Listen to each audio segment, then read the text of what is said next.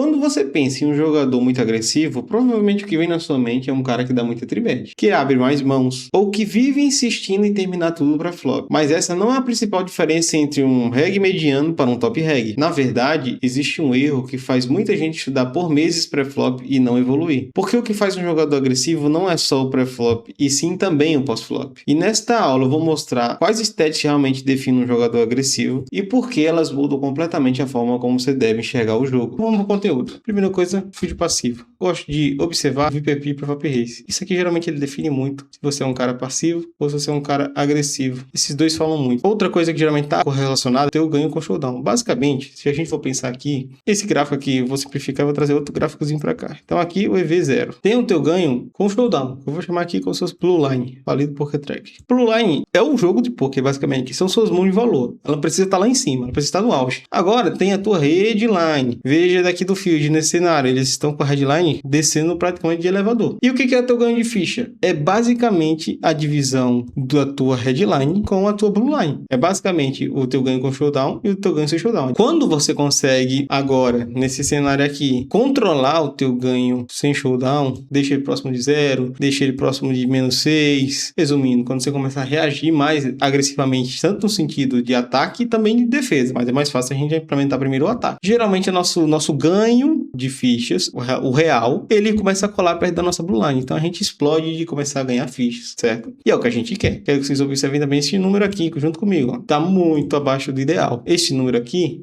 é para ser 50 no flop, 45 no turn e 40 no river. Este número aqui nos diz se você está se sentindo confortável com o range que você está jogando ou não. A gente olhando aqui consegue perceber claramente que não está confortável. O field não está jogando confortavelmente com isso. E daí agora vamos para um próximo tópico que eu acho muito relevante para a gente entender. É como, por exemplo, eu sempre gosto de trazer hoje já não é mais uma batalha, né? Mas antes até que era. Que seria o teu IC contra o teu HIC. Antes todo mundo usava o IC+, certo? Ele era mais popular. Ele basicamente faz um cálculo de push ou fold. Então ele passa a informação para você e ele era melhor quando a gente tá falando de jogo short stack. Mas tem um grande diferencial que faz hoje o HIC ser o favorito entre todos eles. O IC+, praticamente virou um solucionador de replay. Então o que acontece? Aqui basicamente ele vai calcular o call, ele vai calcular o fold, ele vai calcular o tribet não all-in e ele vai calcular o all-in. Só que daí a gente precisa se perguntar, se a gente fosse tentar chutar com a nossa cabeça, lógico que a gente não vai entender exatamente que cálculo é, mas se a gente for chutar com a nossa cabeça, a gente ia pensar o quê? O que esse cara faz diferente desse cara para que ele consiga fazer cálculos que este aqui não consegue? Basicamente, o que ele faz é considerar o pós-flop. Então, por que isso é muito importante pra gente? Se tem uma coisa que geralmente é falada no poker, que pré-flop, ele é rei, é o mais importante de tudo que a gente tem que focar. Eu não tenho a mesma visão que todo mundo em relação a isso, especialmente quando eu estudo com meus alunos. Basicamente, esse fator da agressão aqui, o que ele compõe? Ele compõe toda vez que você jogou de C-bet, toda vez que você jogou de raise. Então, toda vez que você jogou agressivamente, ele vai fazer uma média aqui. E esses números dizem para mim que, com esse range que ele tem, vamos olhar pro range pré-flop dele, ele fleta abaixo do ideal aqui, esse field passivo, certo? Aqui deveria ser aproximadamente 53, esse aqui, geralmente 13, e esses aqui já estão falando. Esse 18 aqui é meio sem noção também, na minha visão. Geralmente 14 é o ideal. Mas vamos se apegar a isso. Veja os RFIs, aqui poderia ser próximo de 54, aqui poderia ser próximo de 40, aqui poderia ser próximo de 30, com facilidade, certo? E porque os muitos alunos que eu tenho e dou aula, eu muitas vezes mostrava para eles, eu ia lá, comparava você foldando e você jogando de raise. No Range Note a gente consegue fazer esse tipo de coisa. Então, implorava, pô, abre aqui 54, pô, aqui abre 40, pô, aqui abre 30, mas o cara não abria, ou às vezes abria por um período e parava de abrir. Eu comecei a pensar, pô, deve ser muito ruim em dar aula, porque não tem condição. Porque eu digo um negócio, mostro pro cara, mas no fim eu não consigo convencer ele a fazer isso. Eu comecei a entender. Tá totalmente ligado exatamente com o quão confortável ele tá no post-flop dele. Então, perceba, o post-flop ele começa a influenciar na realidade.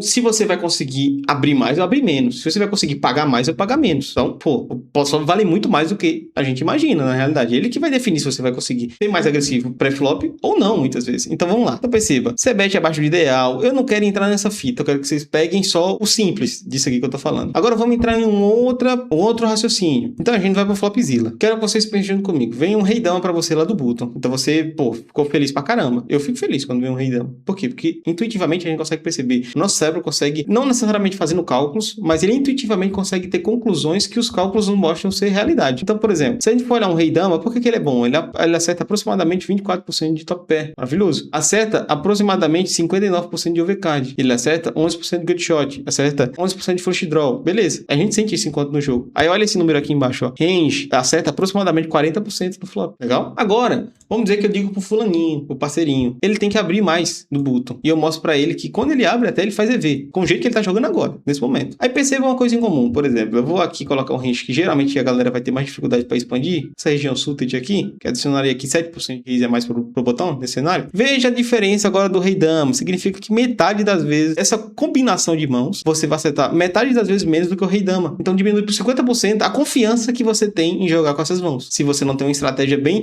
setada para... Veja o nome aqui, no made hands. 66% das vezes essa mão vai virar nada. E se você não tem uma estratégia bem setada para jogar com suas mãos, vai impactar diretamente neste número que a gente tá vendo aqui, ó, que é o fator de agressão. Vamos descer e vamos acompanhar ainda junto comigo. Veja agora um reg mais mediano. Então agora, ele tem aqui 43, tá mais próximo do 50. Aqui, ele vai ter 38, já tá mais próximo do 45. Aqui ele tem 35, tá mais próximo do 40. Tudo isso aqui impacta também no ganho dele ao ver o flop. Essa stat aqui, basicamente, ela mede toda vez que ele vê um flop, a quantidade de vezes que ele tá ganhando. Veja que aqui tá 52, aqui tá 49. Isso impacta muito também. E impacta tudo isso também na sua headline, vocês vão entender por quê. Olha aqui pro lado também, ó, não é que o cara, tipo assim, tá dando muito VPEP, tá dando muito mais RFI, porque se a gente for olhar o VPEP dele, deu uma aumentadinha, saiu de 22 para 25. Saiu de 15 para 17. Aumentou um pouquinho mais, show. Mas não foi tudo aquilo demais também. E daí você já começa a perceber que o ganho com o showdown dele também deu uma melhorada já. Vamos tentar pegar agora pra galera que consegue acumular o máximo de fichas, certo? Porque você ganhar mais fichas não necessariamente significa que você vai ganhar mais dinheiro. Primeiro, existe a variância do jogo. E segundo, significa também que você ganhar mais fichas nunca vai ser ruim. Mas você precisa também conseguir converter isso em dinheiro, que a gente gosta de chamar de ICM, certo? ICM-EV. Então você precisa converter isto em dinheiro. Por si só, você ganhar muitas fichas aqui, não significa que você vai ter um ROI maior, mas com certeza você vai chegar com mais fichas. E isso vai com certeza aumentar suas chances de chegar mais no segundo, terceiro lugar, no primeiro lugar, e etc. Fechado? Vamos olhar agora os top regs. Olha que interessante aqui, ó. O VPEP dele já aqui muito alto, 33. Pré-flop raise já muito alto, agora 24. Veja aqui o ganho com o showdown deles. Agora a gente tá falando de menos 3.4. Olha o ganho de ficha. Lembra que eu tinha comentado com vocês lá em cima, aqui, ó, como é que fica? Quando você controla a sua headline, a gente nunca quer fazer o contrário. Por exemplo, vim aqui e eu vou lá, aqui tá o 0, e daí eu pego minha headline bonitinha e jogo lá pra cima. Você, basicamente, se faz isso, você está sacrificando a sua blue line. Então, a sua blue line, se você joga a sua headline lá pra cima, sua blue line, ela vai cair. Objetivamente, não tem como. Mas tem como, sim, com certeza, você controlar a sua headline pra você não perder tanto, pra você não sangrar tanto aqui, certo? Manter perto de 0 e manter sua blue line lá em cima. Isso é totalmente possível. É o que exatamente eu faço com os meus alunos. Daí, o que vai acontecer? Olha o seu ganho de ficha, ele começa a ficar lá no topo, colado na nossa blue line. E daí você começa a esmagar em ganho de ficha. Você consegue ganhar muita ficha mesmo. Veja, aqui tá 16, os melhores eggs. Então, olha o ganho agora ao ver o flop, 55, tá muito alto. E você se lembra que eu tava falando que, na realidade, o pós-flop, pra mim, vale até mais do que o pré-flop, porque é ele que dita muitas vezes você consegue ser mais agressivo no pré-flop. Vou mostrar para vocês uma coisa. Vamos olhar aqui o HRC. Isso aqui é um spot de late game. Então a gente tá falando aqui de 5% do field. E a gente tá enfrentando um cenário padrão aqui. Button, veja aqui, ó. Button 30 blinds. Tá abrindo aproximadamente 47. Só que eu quero que vocês pensem junto comigo, não em pré-flop. Em pré-flop, ó, ele vai detributar aqui 7.7. Legal. Teoria. Chovando 11, quase 12% aproximadamente. Eu quero que você olhe o range do Button. O range do Button, ele tá fletando isso aqui, chovando isso aqui. Show de bola, não é aqui que a gente quer focar na nossa conversa aqui. Então, o que eu fiz? Lembra-se que a gente estava comentando que para a gente conseguir saber como o EV do call é melhor, como o EV do chuva é melhor, como o EV do tribet é melhor, a gente tem que calcular o bendito pós-flop. A RC faz isso? Legal. Então veja aqui, ó, aparece aqui a média dos bots, tá vendo? Então você tem que checar aqui 24% das 25%, vai arredondando, 25% das vezes tem que checar, e o resto você tem que apostar num size pequeno, um size médio ou um all-in. Nesse caso que a gente tinha 25 blinds pré-flop, aproximadamente, beleza? Só que daí eu comecei a pensar assim, tá bom, e o field? O que ele faz? Eu fiz análise no Range to Note, comecei a observar como mais ou menos seria a reação deles no CBET, e daí eu cheguei na conclusão que estão foldando aproximadamente 6%, um CBET baixo. E eu adicionei isso aqui. E olha o que aconteceu, veja, para vocês conferirem que eu não mudei nada. Então, 22.7 está sendo foldado aqui, 17 dando call e 7.5 jogando de all-in. Aqui nesse cenário, a mesma coisa, 22, 17, 7.5. Então, a única coisa que mudou foi o pós-flop. Então, perceba, olha o que aconteceu agora quando o cara tá overfoldando para um CBET no pós-flop. Ele saiu de 7.7 de TBET para 23% de TBET. E a gente não mexeu em nada do pré-flop. Então, perceba o impacto que gera na realidade. A sua estratégia de pós-flop, ela vai definir muitas vezes se você consegue ser mais reativo ou até menos reativo, certo? Então, vamos dar uma visualizada aqui nos números dos regs. Veja, RFI muito alto. Se eu pedir para um cara que tem um fator de agressão aqui muito abaixo do ideal, como a gente tá valendo ali, de 38, o cara vai conseguir implementar uma estratégia de bet como essa? Com certeza não. O cutoff é a mesma coisa. O hijack é a mesma coisa. O cara não vai conseguir implementar de chegar na teoria ou fazer um pouco mais da teoria se o fator da agressão dele é baixo. E isso fica como um todo. O tribet mais acima porque o cara tem mais confiança. Squeeze um pouco acima porque o cara tem mais confiança. Aí veja ele sebeta muito flop, ele sebeta muito turn. Ele vai ser mais reativo em quase todas as linhas porque ele tem confiança em atacar. Aí vem a famosa pergunta, muito legal, Igor, tudo isso que você está comentando. Você está comentando sobre que eu tenho que ser mais agressivo. Mas a grande pergunta é para onde eu tenho que ser mais agressivo? Ou no que eu preciso ser mais agressivo? No todo, como a gente está vendo aqui. Mas o que é esse todo? O que incorpora todo esse todo? A gente vai entender aqui agora. Agora, vejam comigo esse board. Tipo assim, a gente vai trazer algumas conjecturas que vai simplificar. Não importa em si necessariamente o board, o que interessa é a gente entender o que fazer. Então o que acontece? Veja, esse board, button contra o BB, 40 blinds, padrão, tá todo mundo tendo essa oportunidade de atacar nesse stack o tempo todo, quando a gente tá jogando poker, certo? Então você foi lá, apostou, o cara jogou de call, e aí a gente tá falando de turn. E de maneira geral, o turn, toda vez que a carta sobe acima do segundo par, em tendência você vai apostar mais. Então perceba, se eu colocar aqui um 8, por exemplo, que tá acima do 7, olha o que vai acontecer com o range do button. Ele vai estar apostando aqui aproximadamente 52. E veja, das suas mãos aqui embaixo, ele tá apostando aproximadamente aí 70% quase. E das cartas Ais, alta aqui, tá apostando uns 30, né? Fechou. Agora, se a gente pegar aqui e brincar, por exemplo, vou colocar agora um blank total, que seria um 2. Então nem melhorou muito pra mim, nem melhorou muito pra ele. Meio que não tava ganhando flop, tá ganhando tanque. Veja que a frequência já diminuiu, tá vendo? E agora, os bet air dele diminuiu também. Legal, show de bola. Até aqui, eu tô entendendo o que você tá querendo dizer, certo? Então subiu o board, maravilhoso. Tem que apostar mais. Mas, independente disso, vamos pegar este que seria o pior caso. Quando a gente vai analisar os números dos caras que são passivos, a grande média do field, ele é passivo e eles são, muitas vezes, a galera tem daquele tá que são callers, mas isso não é tão realidade quando a gente começa a observar isso dos números, tá? Então veja comigo. Vamos olhar aqui o que a gente tava olhando dos caras que são, por exemplo, médios. Vamos pegar os regs médios aqui. Não vamos pegar a galera, assim,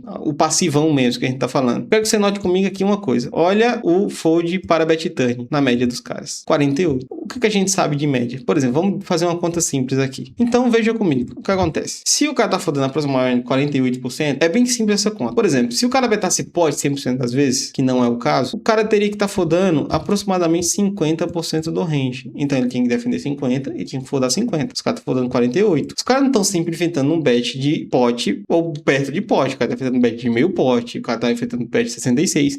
Então, não vou complicar muito aqui com vocês. Só percebam que sim, existe um overfold. Agora eu vou te dizer, na média, o quanto é esse overfold. Então, geralmente quando a gente tá falando, fica na casa de geralmente 5% de fold. Então vamos adicionar aqui. Seria 56% de fold. Vamos dar um resetinho aqui. Fica igual. 56% de fold. Então vamos dar um reset aqui. Travar aqui e colocar 56% de fold. Notem comigo o que vai acontecer com o range agora. Então, antes você estava apostando aqui aproximadamente 45%. Agora você está apostando aproximadamente 56%. Mas eu quero que vocês separem de onde que está vindo essa máxima. De onde a gente está conseguindo adicionar mais mãos. Veja as melhores mãos. Ele está saindo de 79 para 75. O contrário, né? Tá saindo de 75 para 79. Tudo bem. Agora a gente tá olhando as mãos boas. Ele começou a apostar um pouquinho mais. Seria aquelas mãos médias, como a gente tá olhando aqui, segundo par, tal. Nesse cenário, aumentou um pouquinho. Mas não é de onde veio o bruto do negócio. As mãos fracas, que a gente tá olhando aqui, ó, também não foi de onde veio. Seria o quê? Aquelas mãos, tipo, com mais de dama, que tem que dar de média pra baixa. E agora veja as mãos lixo, realmente, a parte, tipo assim, a borda do seu range. Olha o que aconteceu. você saiu de 44 para 72 nesse cenário. Então significa que quando a gente está falando de expansão de range, a gente geralmente vai focar em ser mais agressivo com as nossas mãos R. A nossa frequência ela vai subir muitas vezes para a gente conseguir apostar e ser agressivo o suficiente com nossas mãos R, certo?